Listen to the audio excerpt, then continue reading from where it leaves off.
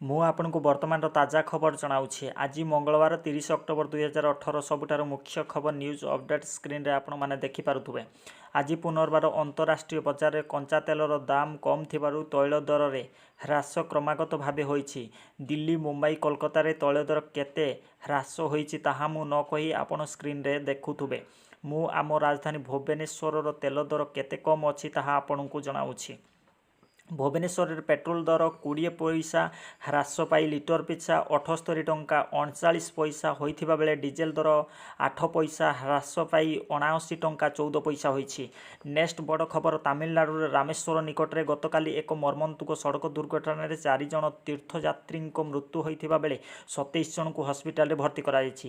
Report ଅନୁସାରେ ରାମନାଥପୁରମ ଠାରୁ ରାମେଶ୍ୱର ଅଭିମୁଖେ ଯାଉଥିବା ତୀର୍ଥଯାତ୍ରା ବସ୍ ଏବଂ ଟାଟା ସୁମୋ ମଧ୍ୟରେ କୋୟାବନକୁଣ୍ଡି ନିକଟରେ ମୁହାଁମୁହିଁ ଧକ୍କା ହୋଇ ଏଭଳି ଏକ ଦୁର୍ଘଟଣା ଘଟିଛି। ମୋର ଆପଣଙ୍କୁ ଗୋଟିଏ ରିକ୍ୱେଷ୍ଟ, ଯଦି ନ୍ୟୁଜ୍ ଅପଡେଟ୍ଟି ଭଲ ଲାଗିଥାଏ ତାହେଲେ ଗୋଟିଏ ଲେଖାଏଁ ଲାଇକ୍ ଏବଂ ସେୟାର କରିବା ଫଳରେ ରିସେଣ୍ଟ ନ୍ୟୁଜ୍ ଅପଡେଟ୍ଟି ଅନ୍ୟମାନେ ଦେଖିପାରିବେ।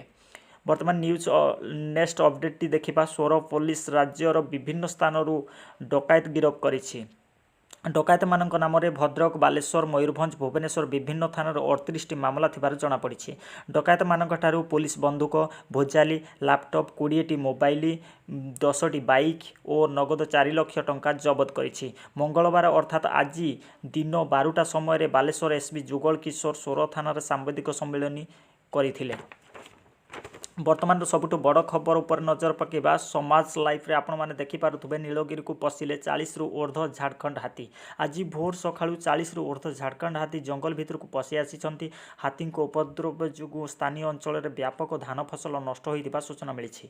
ଝାଡ଼ଖଣ୍ଡ ଦଲମା ଜଙ୍ଗଲରୁ ପ୍ରତିବର୍ଷ ପରି ଚଳିତ ବର୍ଷ ମଧ୍ୟ ବିଭିନ୍ନ ରାସ୍ତା ଦେଇ ହାତୀପଲ ଗୋପାଳପୁର ସଂରକ୍ଷିତ ଜଙ୍ଗଲ ନିକଟରେ ପହଞ୍ଚି ଅଛନ୍ତି। ବନ ବିଭାଗ ପକ୍ଷରୁ ଡାକବାଜି ଯନ୍ତ୍ର ମାଧ୍ୟମରେ ଲୋକଙ୍କୁ ସଚେତନ କରାଯାଇଛି ଏବଂ ଗତିବିଧି ଉପରେ ମଧ୍ୟ ବନ ବିଭାଗ ନଜର ରଖିଛି।